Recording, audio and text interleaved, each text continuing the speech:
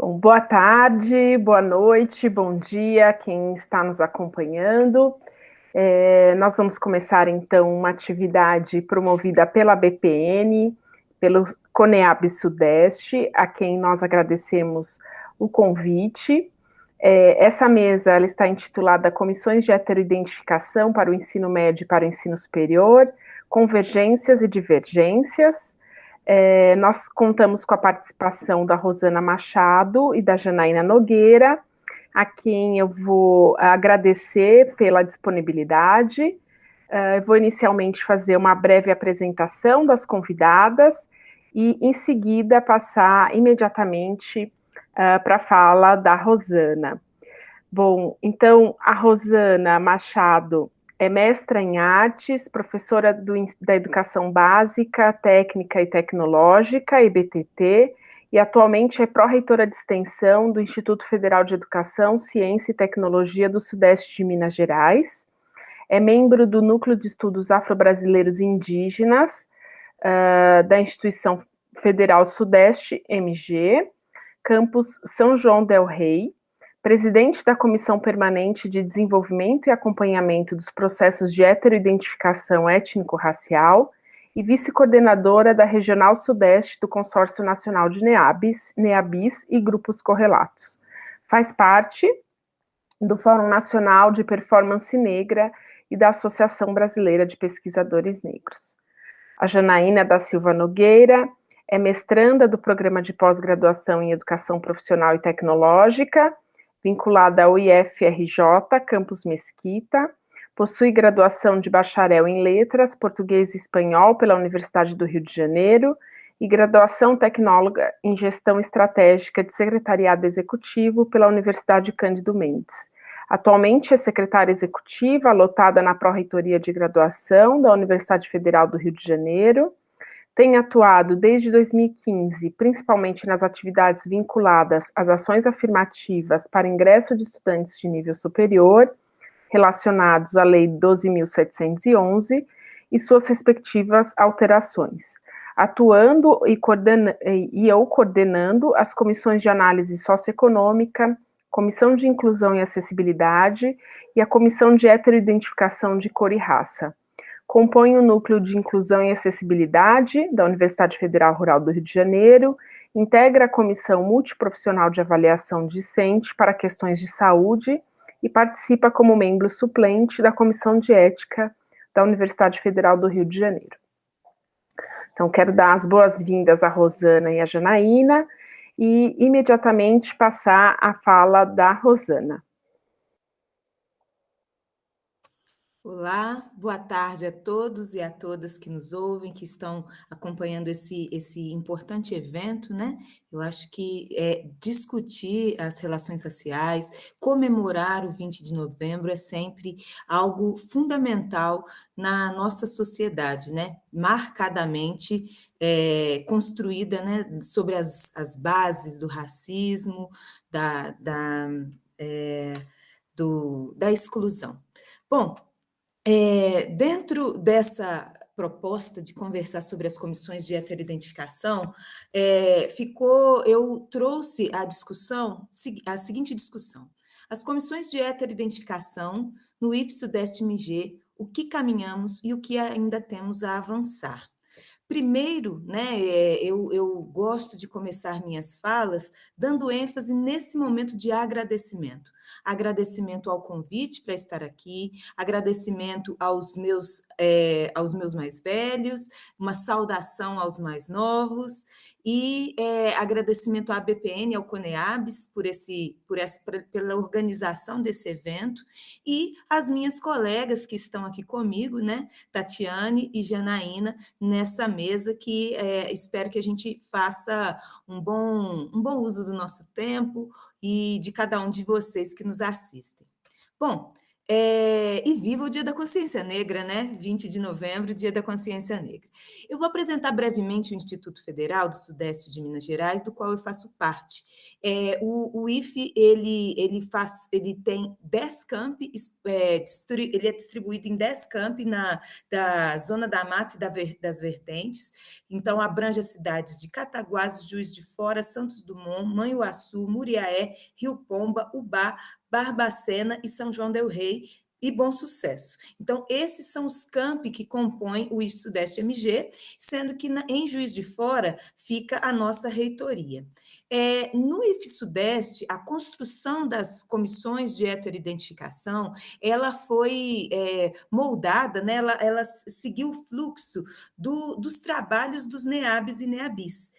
Na instituição, os NEABs e NEABIs não eram institucionalizados, eles não faziam parte do organograma institucional, mas em cada um dos campi que compõem a instituição existiam servidores docentes ou técnicos que desenvolviam ações de ensino, pesquisa ou extensão, ou esse tripé, né? E que discutiam as relações raciais. A partir de 2016, busca-se a institucionalização dos NEABIs, né? E em 2020, ou seja, muito recente, né, nós conseguimos aprovar o regulamento dos NEABIs a partir da portaria Consul 58 de 2020. Essa aqui se tornou a estrutura do NEABI de cada campus, formada por um presidente, um vice e um secretário, e membros que podem ser servidores, técnicos administrativos, podem ser docentes, pode ser comunidade externa, podem ser estudantes, né? Então, os membros, esse formato respeita a autonomia de cada campus. O NEABI, na instituição, nós também temos os fóruns, no caso, nós temos os fóruns de NEABIs, eu coloquei aqui um desenho só com 4, mas, na verdade, são 10 triângulos desse, né, que formam o nosso fórum de NEABI. Então, o fórum de NEABIs é uma forma dos presidentes de cada NEABI, de cada campus, terem um momento de discussão, de diálogo, de tentar trabalhar de forma conjunta, né, com o apoio da coordenação de ações afirmativas, que é ligada à diretoria de apoio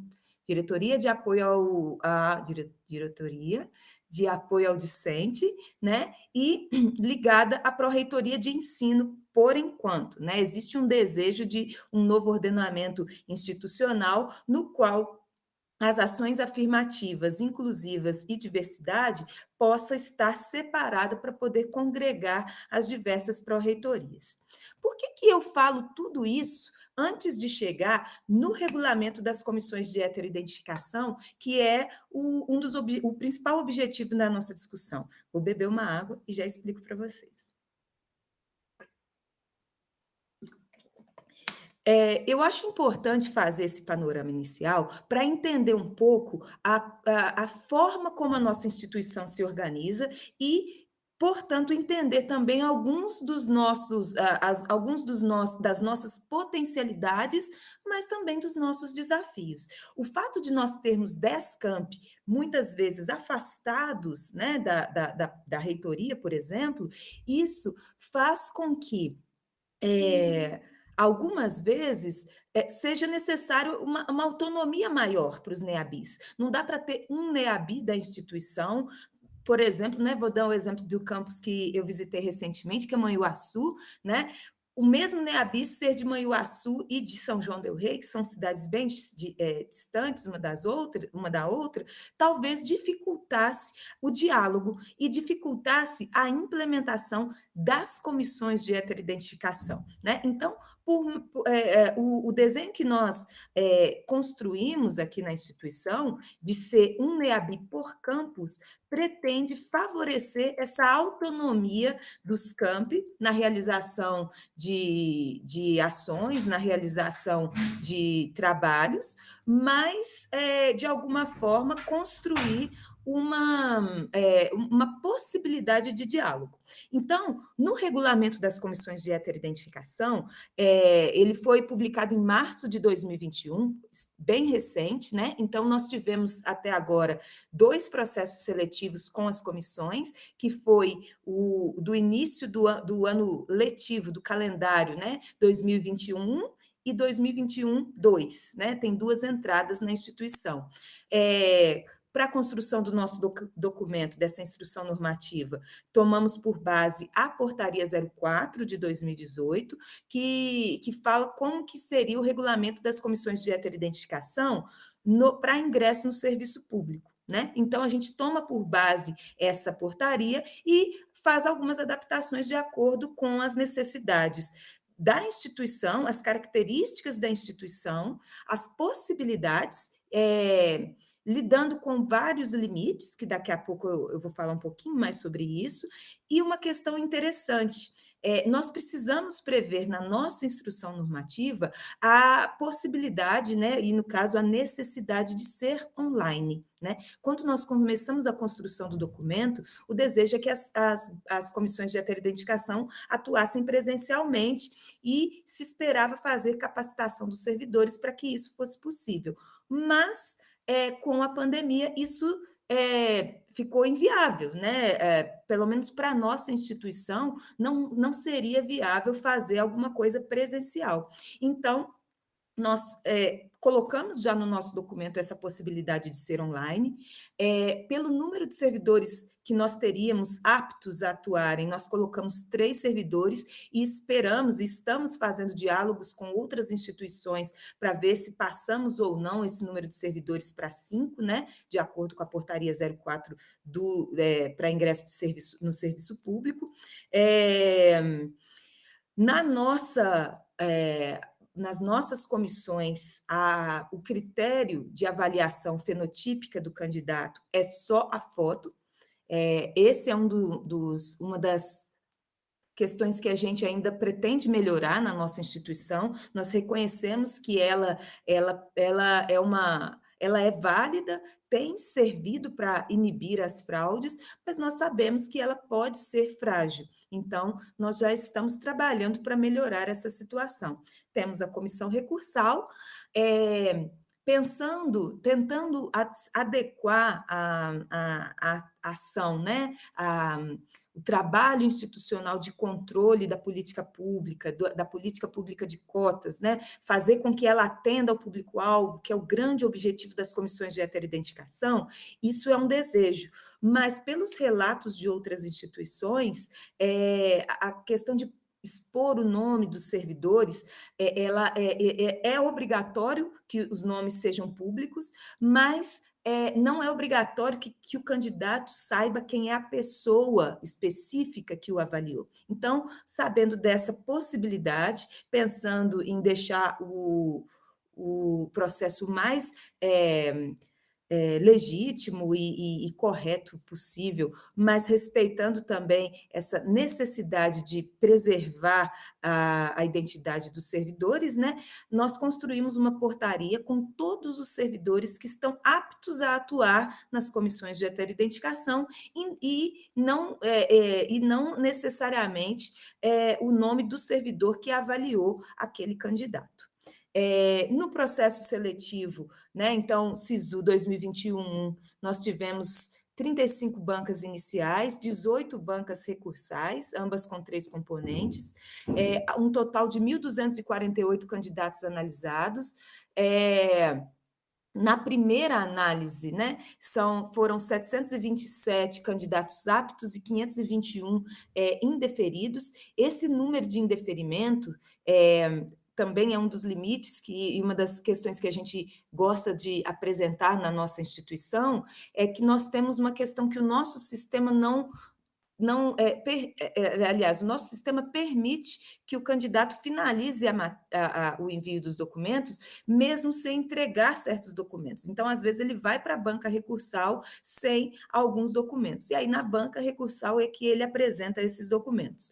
No final, nós percebemos 10%, que 10% desses indeferidos, 10% desses 521, foram pessoas que não tiveram a autodeclaração confirmada. Então, dentro desse processo, alguns dos nossos desafios são aprimorar os processos de controle da política pública, melhorando o nosso sistema, melhorando nossa metodologia, aumentando, se acharmos necessário, o número de membros das comissões, trabalhar com envio de vídeos, ou webconferência, ou de forma presencial, né? Isso é uma forma de aprimorar os processos de controle da política pública, mas aí eu trago essa reflexão logo abaixo, sem prejudicar o acesso dos candidatos. Mais um pouquinho de água para todo mundo respirar. Agora sim. Mais um dos nossos desafios é que a gente percebe que, para além de inibir a fraude, né, a fraude enquanto processo de ilegítimo mesmo, né? Que assim, a pessoa que tenta fraudar, que tem um intuito, né? Que tem esse desejo de fazer a política pública, de burlar a política pública, essas pessoas realmente são o público que a gente realmente quer deixar de fora mesmo dos processos. Mas a gente acredita também que existe um público que precisa de um processo de formação, de educação, de trabalho com a educação para as relações étnico-raciais e letramento racial, que perpassa o público interno, com os servidores docentes, técnicos administrativos e estudantes, e externos, futuros candidatos, comunidade externa, um diálogo com o Poder Judiciário e os órgãos de controle. Tudo isso para que seja possível que a pessoa que é negra, ela saiba que ela faz jus àquele direito, àquela cota, e as pessoas que não são negras, que elas reconheçam que aquele direito não é delas e que, portanto, nem tentem, né? Então, a ideia é que a gente possa criar estruturas, estratégias, né, que permitam que as pessoas reconheçam quando fazem parte, quando são público-alvo da política e quando não são, né? E eu dei um spoiler aqui, né? Que esse é o meu último slide, coloquei um obrigada ali, mas dentro dessa situação de nós sermos uma instituição multicamp, uma instituição que trabalha com os diversos níveis de ensino, desde o ensino médio até a pós-graduação, ao mestrado. Então, isso traz para nós alguns desafios, né? Como, por exemplo, o número nosso de candidatos que ingressam na instituição pelo processo seletivo, ele é alto. E aí, o calendário do processo seletivo, ele é diferente, às vezes, do calendário do SISU. E como o número de alunos que ingressam pelo processo seletivo, ele é alto, a necessidade de organizar o ingresso do processo seletivo do SISU, ela não é uma tarefa muito simples para a nossa COPESE, né? Então, esse é um desafio também que a gente pretende avançar. Avançar permitindo que as comissões de heteroidentificação tenham um tempo maior para fazer essas análises, melhorando assim aquilo que eu tinha falado no slide anterior, que é a melhoria das metodologias.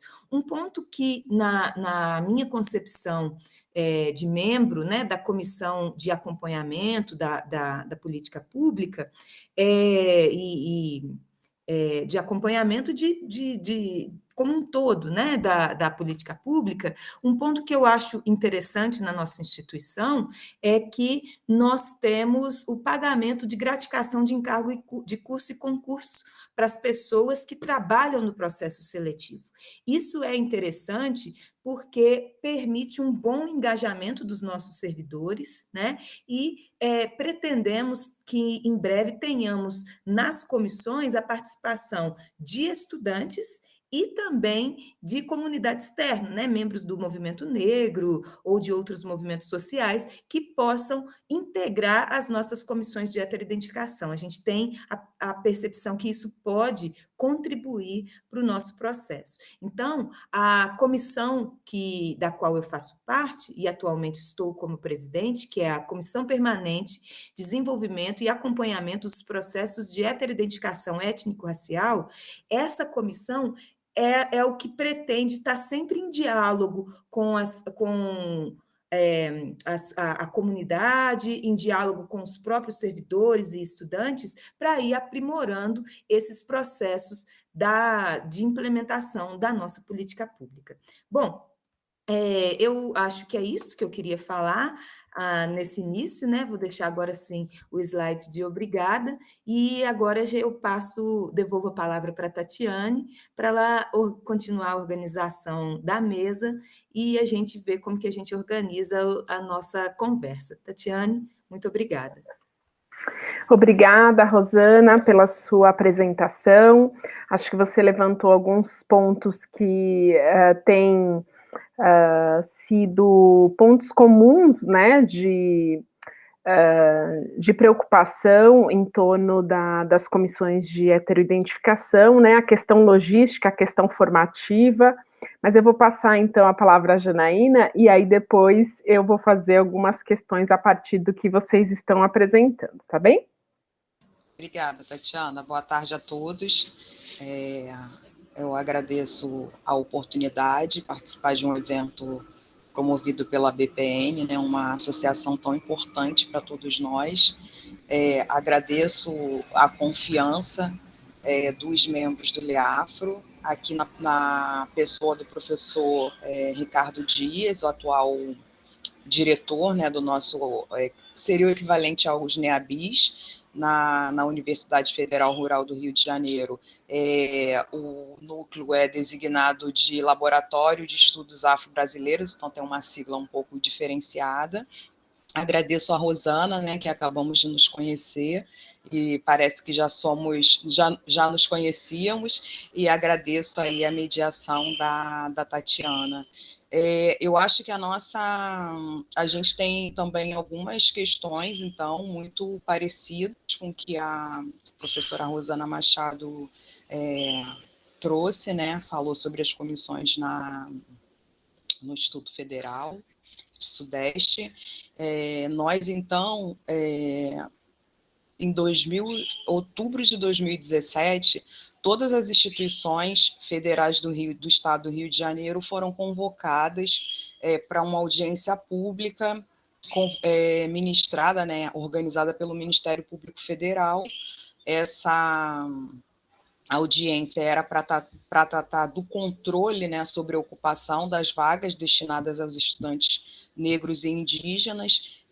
Eu recordo que um pouco antes, né, alguns casos assim muito atípicos mesmo, né, muito chocantes, na verdade, estavam sendo vinculados à mídia. Eu acho que não recordo de nada no Rio de Janeiro especificamente, mas o caso daquele estudante lá da UFMG, que tinha inclusive o sobrenome Louro, né, que correu aí os jornais, era um estudante de medicina que ocupou então indevidamente uma vaga para o curso de medicina, foi assim, digamos, o estopim. Então, todas as universidades do Rio, não eram só as universidades, né? Os institutos federais, o Colégio Pedro II, todas as instituições federais foram convocadas para falar, então, um pouco como estava sendo esse processo, esse controle da ocupação das vagas, e se não, então, não havendo, né, que até então só a UF que havia começado um controle no semestre que aconteceu a audiência, a UF é a Universidade Federal Fluminense, mas nenhuma outra instituição para ingresso de estudantes tinha uma ação voltada assim, para confirmar, né, verificar a autodeclaração. Dessa audiência participou, então, os membros, né, das instituições, alunos de coletivos de estudantes e associações da comunidade fora, né, externas às universidades, instituições, então, interessadas, né, sobre essa temática da reserva de vaga para os estudantes negros, tinha representante do MEC, e então, a partir daí, então, essa audiência foi em outubro de 2017,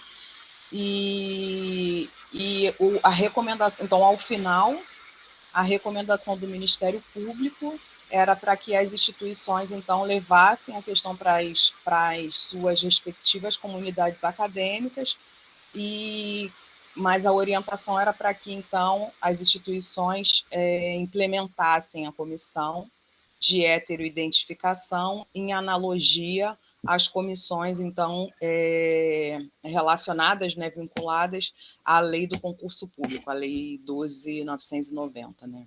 Então, a gente já saiu da audiência, assim, numa correria, na verdade, decidimos, então, implementar as comissões a partir do ano seguinte, a partir de 2018. A gente teve uma professora que ela era pró-reitora adjunta de graduação à época, e ela foi, então, fundamental, a professora Valesca Giannini, mobilizou, então, toda a estrutura que a pró-reitoria de graduação, então, àquela época, podia contar.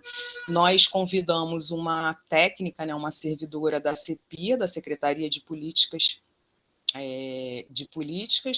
para, então, fazer uma ação com a gente, formativa, a primeira ação, e as pessoas que participaram dessa formação, então, formaram, assim, orientaram os outros colegas que compuseram as primeiras comissões. Essa oficina foi ministrada em 3 dias, então, em dezembro mesmo de 2017, contou com a participação dos pesquisadores, né, dos dirigentes, principalmente do LEAFRO, servidores lotados na pró-reitoria de graduação dos 3 campos, que nós temos 3 campos, Seropédica, Nova Iguaçu e 3 Rios, contou com servidores lotados na pró-reitoria de gestão de pessoas, né, que já faziam, então, a heteroidentificação para o ingresso no concurso público, sobretudo no concurso de técnicos administrativos.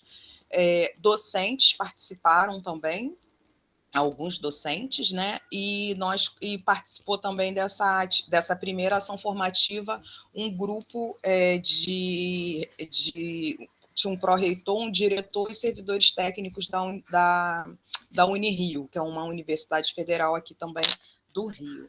E aí, uma das nossas missões, né, nessa primeira ação formativa era identificar, então, naquele momento, quem seriam os servidores que poderiam, né, compor as primeiras comissões. Nossas comissões, então, são presenciais, formadas por 5 membros, 2 suplentes, e nós temos, então, a inicial e uma comissão recursal com o mesmo formato. O critério de avaliação é exclusivamente fenotípico, e nós não temos a figura, né, que a Rosana falou, do presidente. A gente trabalha com coordenação, né, os coordenadores das comissões, e, na verdade, esses coordenadores, a responsabilidade deles consiste principalmente em selecionar, então, esses membros, fazer uma orientação, agora um pouco menos, né, porque várias instituições já estão oferecendo formação à distância, online, e vários servidores nossos têm participado de eventos formativos fora da universidade, mas, inicialmente, nesse primeiro momento, eram nós mesmos, né, então, que fazia essa orientação. E aí, como desafio, né, os nossos desafios ainda são um pouco diferentes lá da colega, da Rosana, e eu destaco aqui, então, a infra, né, a gente tem problema de infraestrutura, então, assim, uma sala adequada, apropriada, que fosse, digamos, sempre uma sala reservada, né, um espaço reservado para essa ação, onde pudéssemos fazer também uma atividade de acolhimento, né, então, vez ou outra, às vezes a gente está numa sala e chega alguém com alguma reunião, com algum evento, as comissões precisam deixar aquele espaço, desmontar tudo para poder fazer os atendimentos. Então, essa situação é um pouco ainda... Então, assim, desde 2018, né, a gente já está ao final de 2021 e essa questão ainda é uma problemática para a gente. Então, assim, sala, equipamento, né, questões mais operacionais mesmo, bolsistas, né, colegas para o apoio. As nossas comissões não têm, alunos da graduação não participam alunos da pós-graduação, mas de forma facultativa. Os alunos da graduação participam de uma comissão que a gente conseguiu designar, né, formar uma comissão discente de acolhimento. Então, eles participam de uma ação de acolhimento que a gente tenta, assim, apoiar, mas, na verdade, essa ação é organizada por eles, a gente subsidia, né, com material, eles fazem cartazes, oferecem água, ajuda os candidatos a preencher formulário, às vezes fazem lanche quando tem oportunidade, passam um vídeo ou algum material para explicar o que é heteroidentificação, no que consiste, né? Como que vai ser esse atendimento.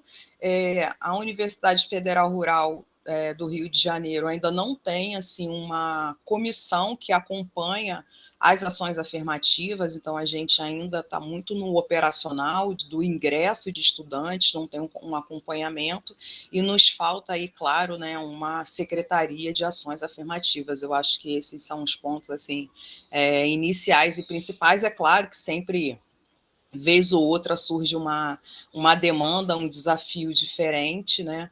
Mas eu acho que, inicialmente, para esse primeiro momento dessa atividade aqui, eu destacaria essas. Eu agradeço a professora, passo a palavra, devolvo a palavra à professora Tatiane.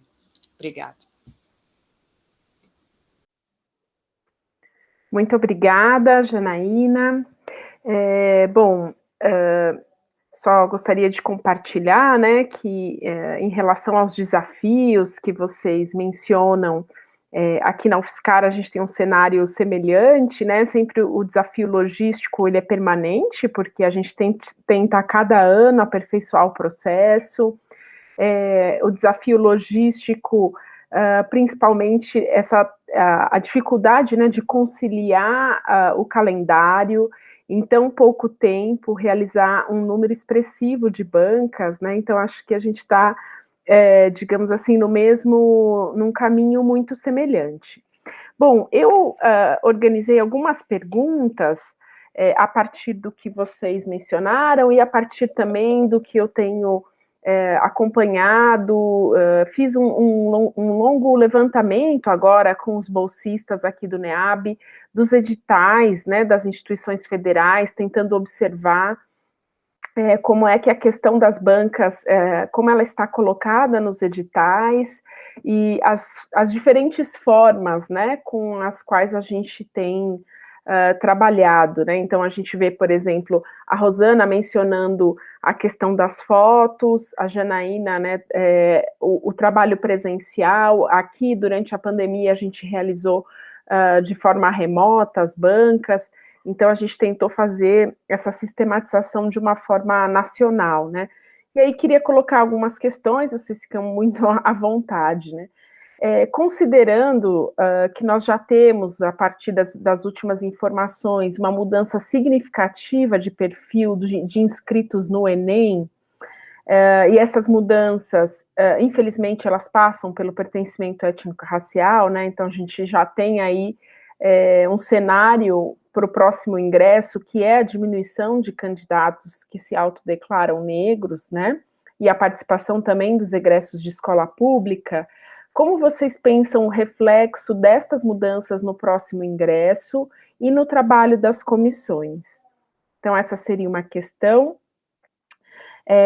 A segunda questão, desde a divulgação do edital, né, quase todas as instituições têm investido na produção de materiais audiovisuais, principalmente com essa dimensão educativa, formativa que a Rosana mencionou, voltados para explicação, né, a quem se destina a política de ação afirmativa, as dinâmicas de funcionamento das bancas, Vocês pensam em outras ações formativas que nós poderíamos articular e elaborar neste sentido, pensando desse processo que a Rosana chamou de letramento racial, né? Vocês acham que a gente poderia, até de forma conjunta, produzir outros materiais com esse intuito?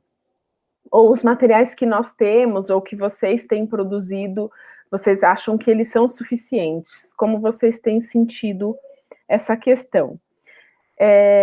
A outra dúvida é qual tem sido o fluxo de apuração e acompanhamento de denúncias ou situações de fraudes, né? Como vocês têm, qual tem sido, então, o fluxo dessa questão das denúncias nas instituições de vocês? E a última questão é assim, a gente tem visto nos últimos tempos, especialmente no contexto que nós estamos, o contexto político bastante contrário à política de ação afirmativa, né? Como reagir a um argumento já conhecido, mas que tem sido novamente mobilizado pelos opositores da política de ação afirmativa, da instituição de tribunais raciais a partir das bancas de heteroidentificação, né? Como vocês acham que a gente precisa se mobilizar para reagir a este crescente argumento? Então, são algumas dessas questões, e se vocês quiserem também aproveitar esse momento de troca para trazer alguma informação adicional que vocês tenham, de repente, se lembrado ao longo das exposições, fiquem à vontade. Falo primeiro, Janaína? Tá bom.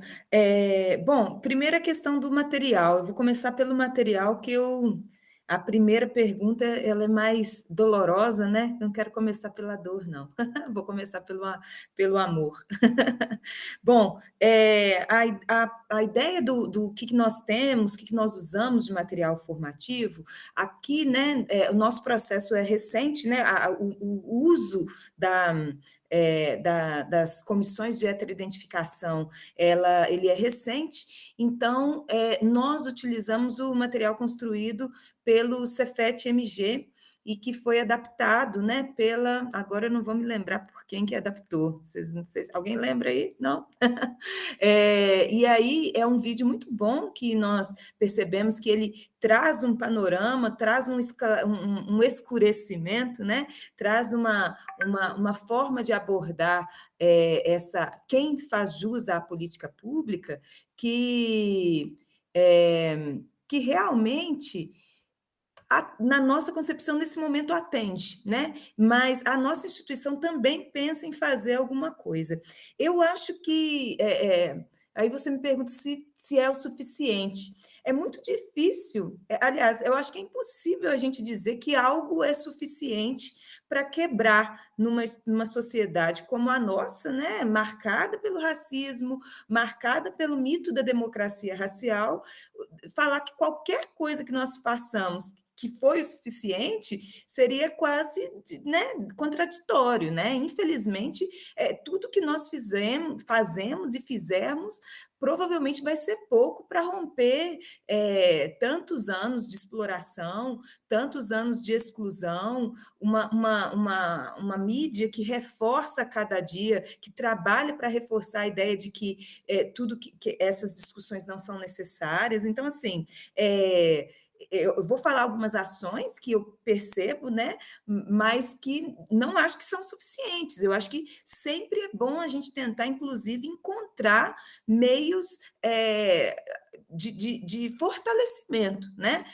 Quando eu conheci o vídeo, por exemplo, do Cefet, eu falei assim, não vou criar outro nesses moldes, sendo que nós temos um com tão boa qualidade. Eu acho que quero fazer algo da minha instituição, mas que vai contribuir de outra forma com outra coisa, porque isso já foi feito. Eu até usando a palavra da Janaína, né? Os cursos, nós chegamos a fazer 2 cursos de formação de servidores para atuar nas comissões de heteroidentificação. Com a chegada da pandemia, a gente falou, nossa, vamos ter que fazer o curso online. Quando nós conhecemos as iniciativas de instituições, colegas nossas, que estão fazendo trabalhos maravilhosos online, por que fazer mais um, né? Nós achamos, inclusive fizemos a parceria para o nosso processo, primeiro processo seletivo com uma das instituições, justamente para falar, eles falaram assim, vamos lançar daqui a um mês, a gente aqui, não dá para fazer em uma semana, não, porque a gente estava precisando. Eles gentilmente deram uma acelerada, conseguiram lançar um pouquinho antes, para que os nossos servidores pudessem fazer o curso antes das nossas comissões. Então, eu acho que é isso, sabe? Isso fortalece, né? Fortalece a ação deles, que tiveram o trabalho de criar um ótimo material, e fortalece a nossa de não precisar gastar energia com isso e podermos nos dedicar a outras coisas. Aqui na nossa instituição, por exemplo, nós temos alguns projetos que trabalham com a ideia do letramento racial, em diálogo com escolas, né? Ano que vem nós já conseguimos uma emenda parlamentar para fortalecimento dos NEABIs, para que eles possam fazer parcerias com escolas, distribuindo livros, mas não só chegar lá e entregar um pacote de livros. É um professor do Instituto Federal ligado a um NEABI que tem uma proposta com esses livros e que vai fazer uma parceria com uma escola e aí desenvolver um processo com essa escola. Dependendo do formato que esse professor coordena essa ação, talvez até para alcançar um dos nossos objetivos da extensão, que é o diálogo, né, de formação, mas também de autonomia. Então, a gente trabalha com essa comunidade, com esse grupo, com essa escola, para que depois ela possa dar seus passos utilizando os livros e tal. Em relação às denúncias de fraudes, nós não temos na nossa instituição. Isso, sendo uma pessoa ligada aos NEABIs, à militância negra, confesso que não acho uma boa notícia. Eu acho que o fato de não termos denúncia de fraudes talvez demonstre que ainda não existe uma maturidade ou dos nossos alunos, ou dos nossos servidores, ou institucional de acolher alguma denúncia, a ponto de dar andamento nisso, porque, infelizmente, nós sabemos que as denúncias, que os casos de fraudes aconteciam antes da heteroidentificação, e o próprio resultado das comissões demonstrou isso, né? Então, e os que entraram antes, só com a autodeclaração, né? Significa que houve um silenciamento, né? Que não sabemos qual que é a origem dele, mas que houve. Mas então, só para registrar, né? Só para ficar mais uma vez explicitado, nós nunca trabalhamos com casos de denúncia de fraudes no processo de ingresso por cotas raciais. Em relação aos tribunais raciais, o que eu tenho a dizer é o seguinte: nós não gostaríamos, né, de ter que fazer as comissões de heteroidentificação. Quando se criaram as cotas raciais, era desejo de toda a militância, toda a intelectualidade negra que as pessoas pudessem se autodeclarar e aí a gente abraçaria essas pessoas, né, e seríamos felizes tendo negros e negras dentro da universidade, né, ou dos institutos federais, da educação, né? Só que a necessidade de fazer as comissões de heteroidentificação é por causa de uma obrigação que nós temos como servidores públicos do controle da política pública. Então, a política pública focalizada existe para atender um determinado público.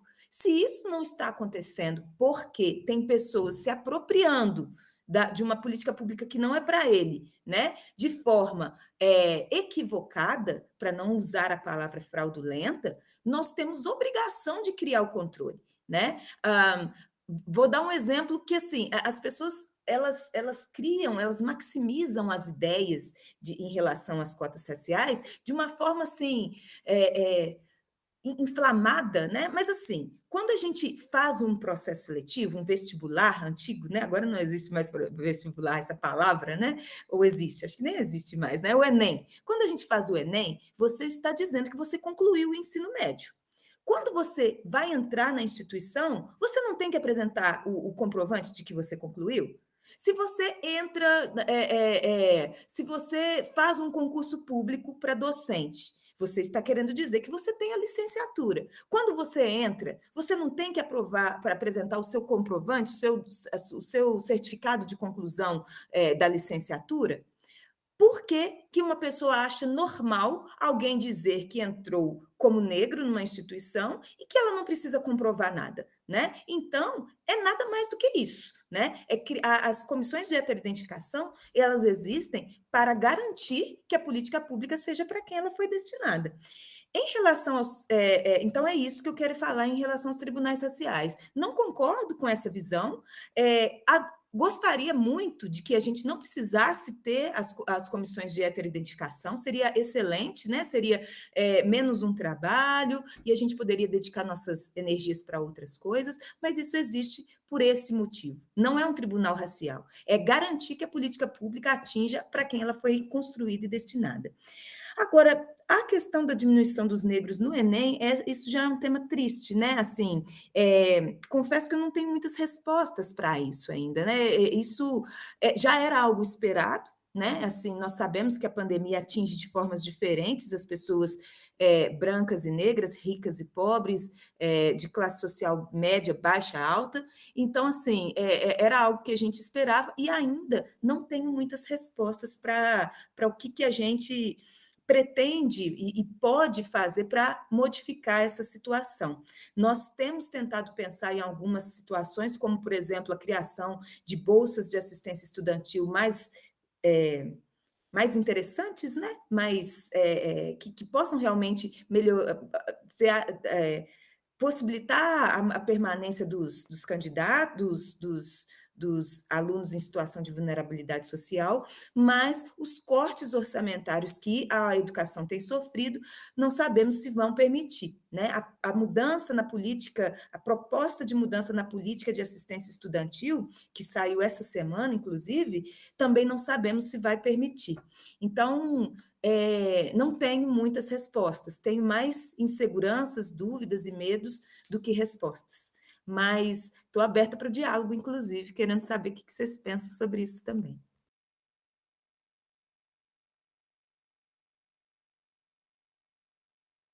Obrigada, Rosana. Agora eu passo a Janaína. Bom, vou seguir aí a cola da professora Rosana. Vamos deixar o mais difícil por último, né? E o reflexivo também.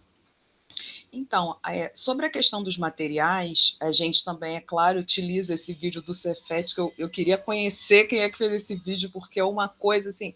Em outubro, nós fizemos uma capacitação interna, né? Eu não gosto de falar essa palavra capacitação, não, uma formação interna para heteroidentificadores, foi online para atuar na pós-graduação. A Rural conseguiu aprovar, então, a política, a reserva de vagas, né, no final de julho desse ano, nos cursos de pós-graduação. Alguns cursos já adotavam ações afirmativas livre e espontaneamente deliberadas pelos seus colegiados, né? E aí agora ela se tornou uma política pública, na verdade, universal nos cursos, e aí a gente participou dessa formação junto com os colegas, então, e aí a gente usou esse vídeo, então ele realmente é ótimo. As pessoas, às vezes, eu percebia que, assim, no início, né, porque, assim, as comissões de heteroidentificação na graduação, elas foram formadas por pessoas que foram convidadas, né? Então, a gente identificava já dentro da instituição pessoas que eram afim, que estavam atentas à questão, e aí elas precisavam só de um processo de alinhamento e de formação. Nesse caso da pós-graduação, ela foi distinta, porque a gente, então, formou essa turma no curso e todos poderiam se inscrever, inclusive alunos. Então, a gente tinha um público ali, na verdade, que ainda precisava ser convencido, né? E essa questão, na verdade, nos remete lá para a questão do tribunal racial também, né? Porque muitos, assim, a gente percebia no início, quem fez a primeira aula com a gente foi o Adilson, né, da Anfop, Adilson Santos, e a celebridade, né, eu falei celebridade nacional, e eu acho que até ele mesmo, que está acostumado em todos esses espaços, ele ficou um pouco surpreso, porque realmente, eu falei, essa turma ela vai precisar de ser convencida, né, diferente do que a gente tem trabalhado até agora. Mas assim, o curso foi ótimo, ao final a gente percebia já a mudança, o entendimento, que eu acho que é mais importante do que isso, porque não é você, né, você tentar desconstruir o senso comum, como? Com teoria, com prática e com dados, né? Então, essa questão, acho que ela leva muito a isso aí. O que a gente percebe na graduação? O nosso acesso, ele é feito pelo SISU. Então, o candidato, em geral, ele só tem contato com a instituição depois que ele é selecionado, ou quando ele está lá na lista de espera.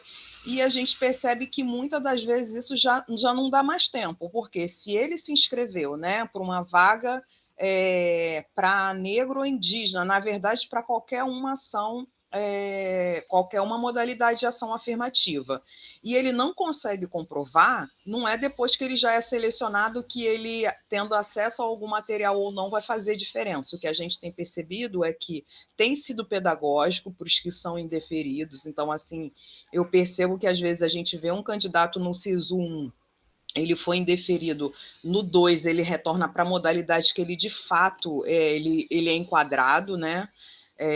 Então, assim, essa questão do material, eu acho que a gente precisa agora ampliar mesmo os espaços. Então, chegar às escolas. Eu gostaria muito que os professores de língua portuguesa, principalmente, no terceiro ano, trabalhassem a questão do edital como um gênero, né? Um gênero textual.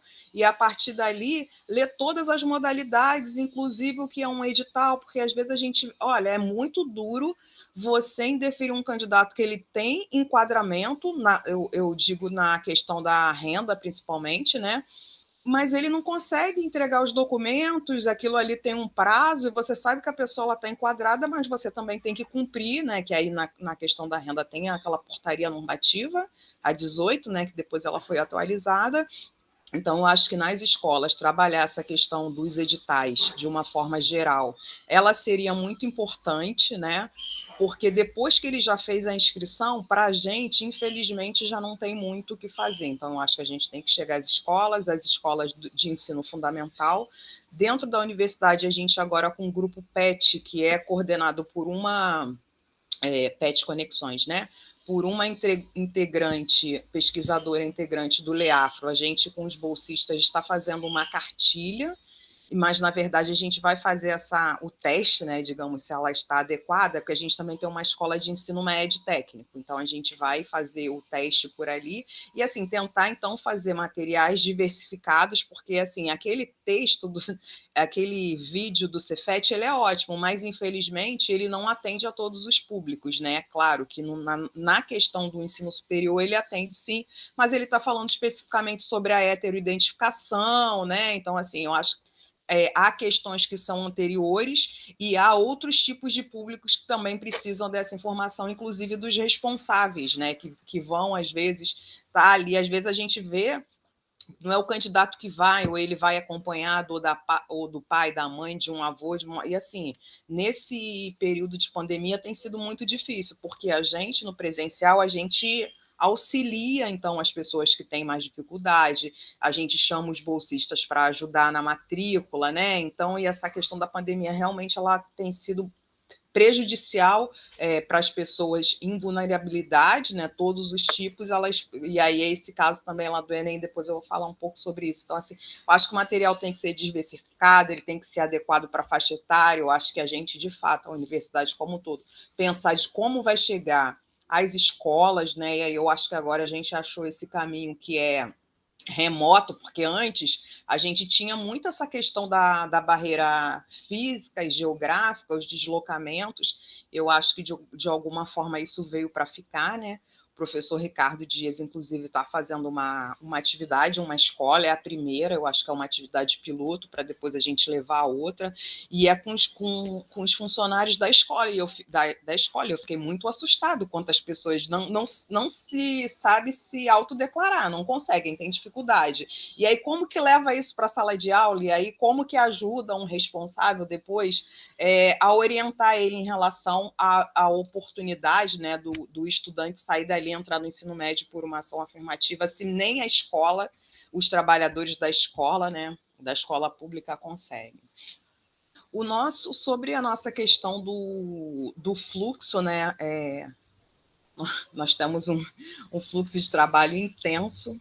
Essa questão da gente não ter uma secretaria de ações afirmativas, ela é problemática, porque, na verdade, todos os funcionários, todos os agentes que estão envolvidos, eles acumulam, então, né?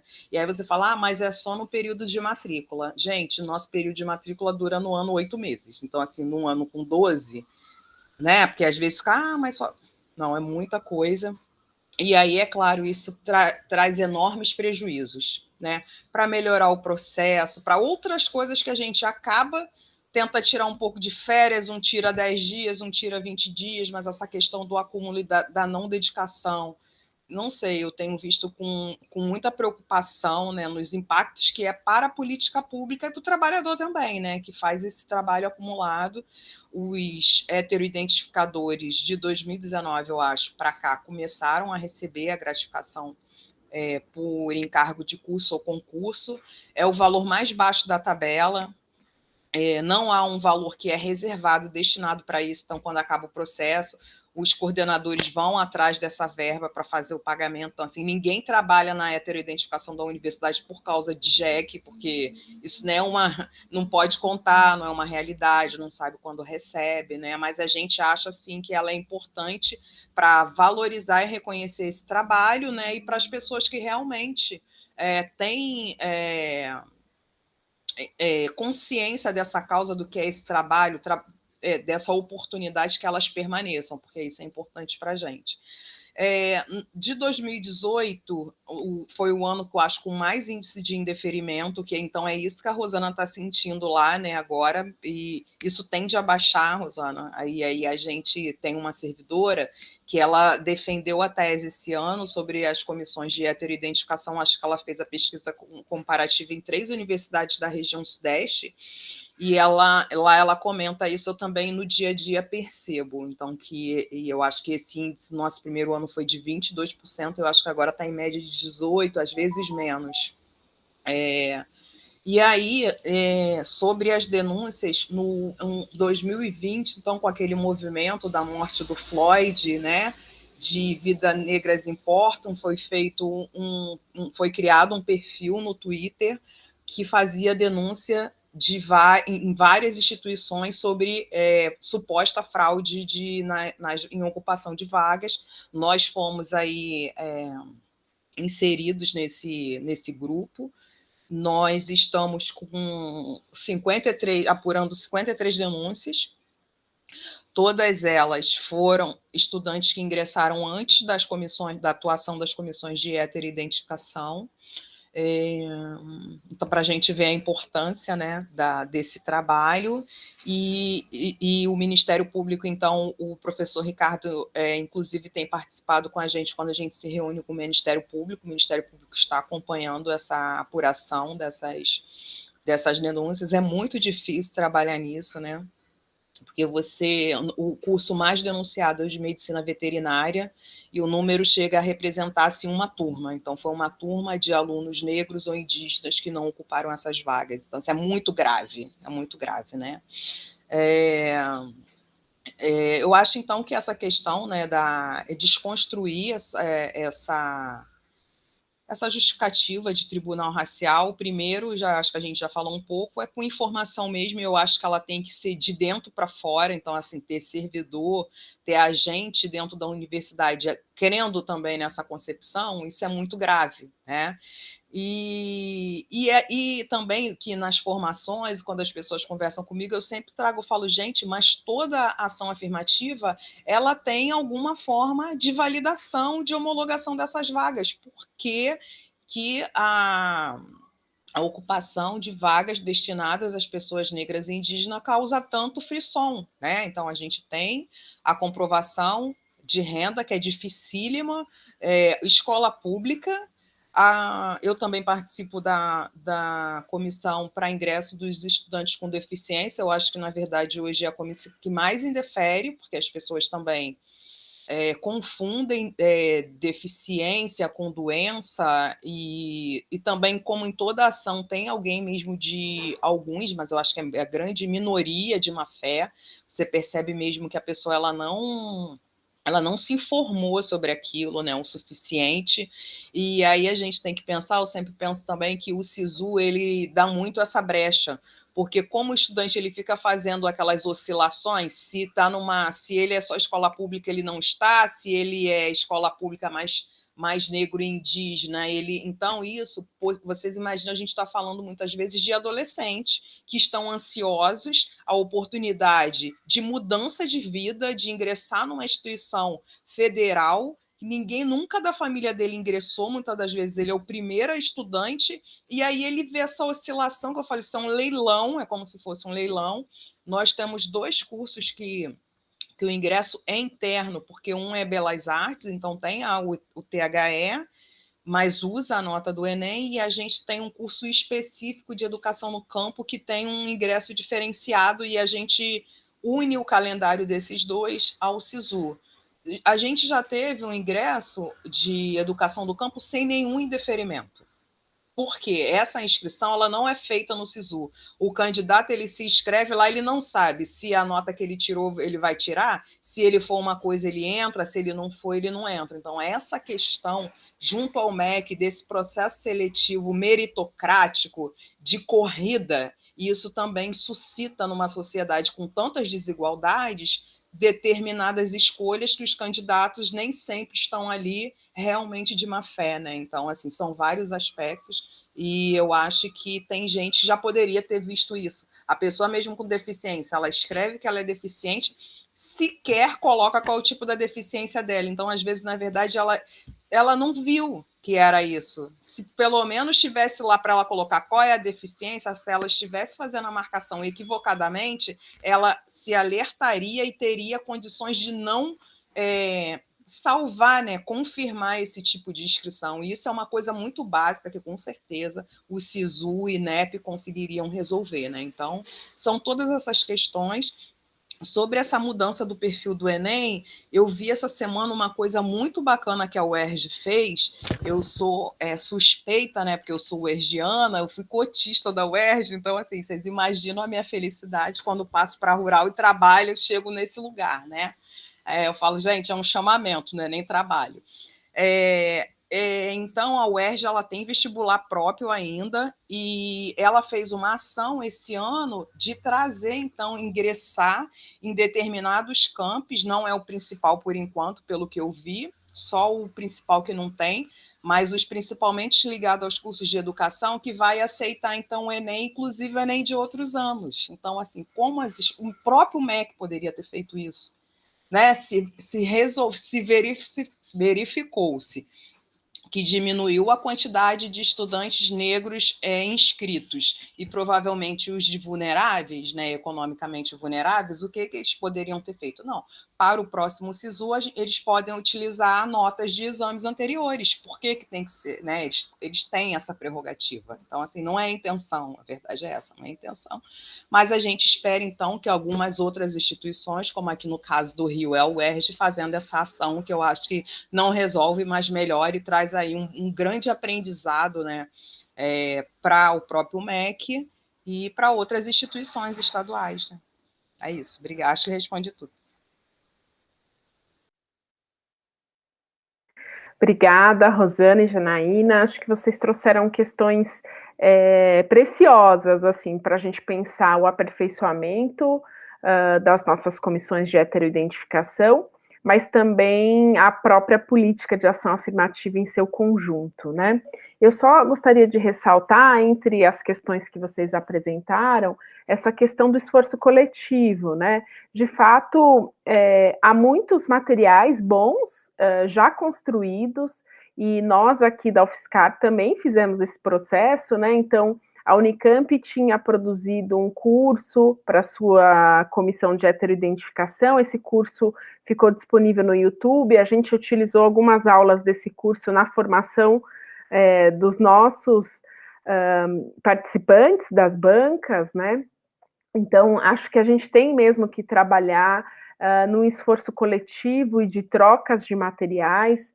Acho que esse é um ponto importante, principalmente considerando que nós estamos trabalhando no limite das nossas condições logísticas, né? Assim como vocês mencionaram, a gente também passa pelo mesmo processo, que é a dificuldade em mobilizar o número de pessoas que a gente precisa para esse processo, a dificuldade em remunerar essas pessoas, né? Então, tudo isso coloca uma ação bem no limite mesmo, e muitas vezes ultrapassando aquilo que está previsto como tempo de trabalho, né? Regular de trabalho, a gente acaba trabalhando um número de horas muito além daquilo que está no nosso que está formalmente exigido dos funcionários públicos, né?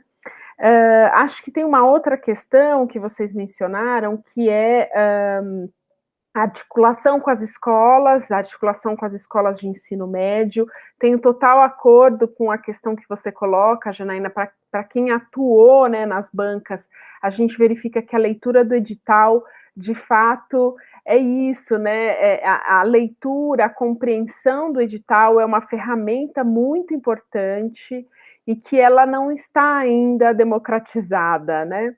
Então, a gente precisa, de fato, ter essa compreensão sobre a importância do edital como um gênero textual e uma passagem importante desse processo da política, né? A diversificação do material também, sem dúvida, né? Acho que a gente teve um encontro nacional do trabalho das comissões de heteroidentificação, talvez a gente poderia pensar num próximo encontro, talvez presencial, em que a gente possa, de repente, trabalhar de uma forma conjunta nessa diversificação, nessa produção conjunta, né? E em relação à questão mobilizada em torno dos tribunais, tem total acordo de que, de fato, a discussão que se inicia nas comissões de heteroidentificação, ela deve ser aprofundada para uma discussão sobre o sistema classificatório brasileiro, sobre a sua complexidade, sobre o papel dessa discussão no processo de acompanhamento da política de ação afirmativa, né? Então, as comissões de heteroidentificação, elas não podem ser o fim, né? Elas têm que ser o começo, meio, né? Ela é o processo daquilo que a gente mais preza, que é, de fato, o acompanhamento da política, a avaliação da política, acompanhamento dos egressos e das egressas dessa política. Então, a comissão, ela tem que estar junto, né, com esse processo de avaliação e acompanhamento da política. Acho que de todas as questões que vocês apresentaram, eu gostaria só de mencionar, né, de fazer esse fechamento. Não sei se vocês gostariam de acrescentar alguma outra questão, ou se a gente pode caminhar para o fechamento da nossa mesa. Tudo bem? Sim? Bom, então a gente encerra reiterando, agradecendo o convite da BPN, do CONEAB Sudeste, por esse momento, por este encontro, reiterando que viva o 20 de novembro e que nós estamos aqui em luta permanente pela continuidade da política de ação afirmativa. Obrigada, Tatiane, e eu quero agradecer também à BPN, ao consórcio de NEABs e grupos correlatos, em especial da Regional Sudeste, do meu colega Ricardo, que é presidente, né? É o coordenador, eu sempre esqueço qual que é a palavra, mas é o Ricardo que manda aqui em tudo, né?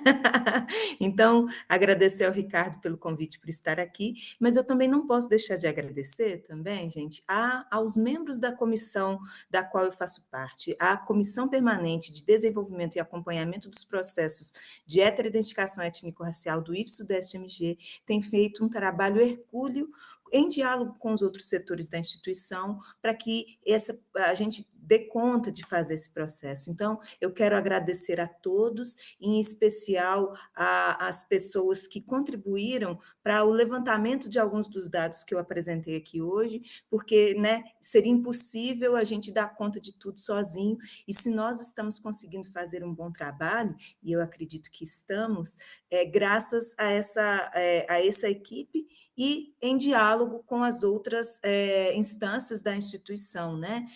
Então, eu queria deixar aqui meu agradecimento também a essas pessoas que estão contribuindo para que tudo ocorra. Muito, não, e eu quero agradecer também ao pessoal que participa das bancas, aos servidores, que às vezes não estão nessa comissão permanente, mas atuam como membro das bancas, né, gente? Sem essa galera toda, nada aconteceria. E um beijo para os estudantes, claro, né, gente?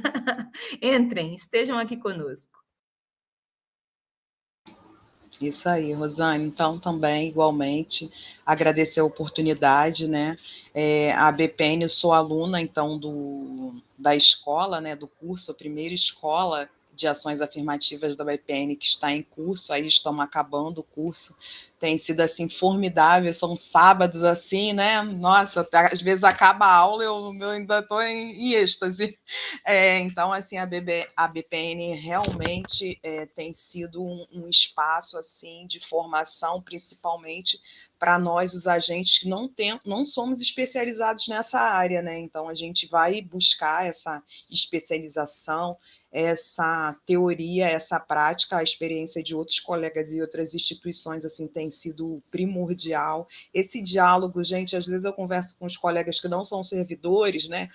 Essas ações que a gente faz e compartilha, tem gente que fala, nossa, mas eu ia ficar rico com isso. Eu falo, mas é tudo compartilhado, não existe, e a gente não vai ficar, primeiro que a gente não vai ficar rico nunca, então também deixa isso para lá, isso é uma causa, né? Isso é uma causa, nós somos aí, então, servidores, profissionais, e militantes, né, por essa causa. A gente quer que isso dê certo. Eu falo com os alunos, eu falo, olha, falta 15 anos para me aposentar, eu quero ver um de vocês lá na reitoria, eu já estou comprando o meu conjunto de xícaras, eu não saio daqui antes que vocês cheguem a esse lugar, esses espaços são, sabe, todo de vocês. Agradecer, então, ao evento, ao CONEAB, ao convite do professor Ricardo Dias, né, a confiança, eu acho que principalmente, aos coordenadores e os membros das comissões de heteroidentificação da Universidade Federal Rural do Rio de Janeiro.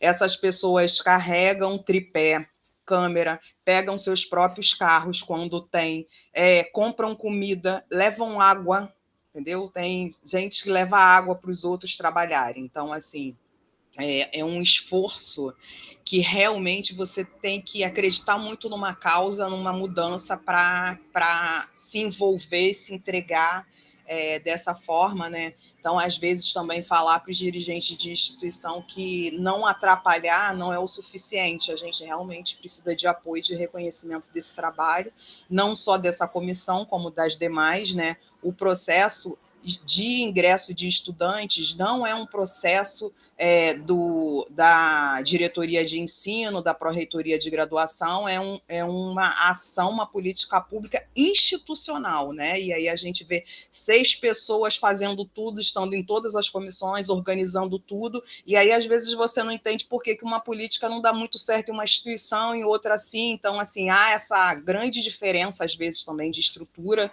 e aí cada uma vai tentar fazer dentro da sua realidade, e aí há sim o sacrifício de alguns servidores, né? E é isso, gente. Foi um prazer conhecê-las, que realmente, Tatiane, possamos, né, nos reunir futuramente e pensar nesse material, sim, que pode ser produzido em conjunto compartilhado, né, por muitos, utilizados por muitos. Isso reforça também, principalmente, eu acho que no acesso dos estudantes adultos, que às vezes se deslocam, então, de um estado para o outro, de uma universidade para outra. Então, isso também ajuda a gente a ter uma coesão sobre o entendimento da política pública. Mas em tal lugar não é assim, né? Porque aí, para deslegitimar essa ação tão importante a esse tipo, mas em tal lugar fulano entrou, mas esse tipo que vocês devem também estar aí cansadas de ouvir. Obrigada, pessoal, que seja 20 de novembro sempre. Estamos aí. Obrigada.